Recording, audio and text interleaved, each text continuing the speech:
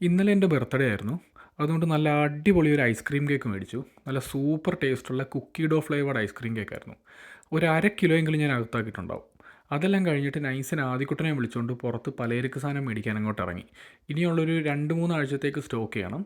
അതുകൊണ്ട് കടയിൽ പോയി നല്ല ഹൈ ക്വാളിറ്റി പ്രോട്ടീൻ കുറച്ച് മേടിച്ച് സ്റ്റോക്ക് ചെയ്തു. എന്തായാലും 2 ആഴ്ചത്തേക്ക് ഇത് മതിയാവും. അത് കഴിഞ്ഞിട്ട് അവിടെ നിന്നും കുറേ ജങ്ക് ഫുഡ് കുത്തിക്കയറ്റി, കുറേ ഫ്രഞ്ച് ഫ്രൈസും അതും ഇതും എല്ലാം വയറ് നിറച്ച് അവിടെ നിന്ന് കഴിച്ചു. അതിനുശേഷം നേരെ അവിടെ നിന്ന് തൊട്ടടുത്തുള്ള കടയിൽ പോയി കുറച്ച് ഫ്രൂട്ട്സും വെജിറ്റബിൾസും ഒക്കെ വാങ്ങിക്കണമായിരുന്നു.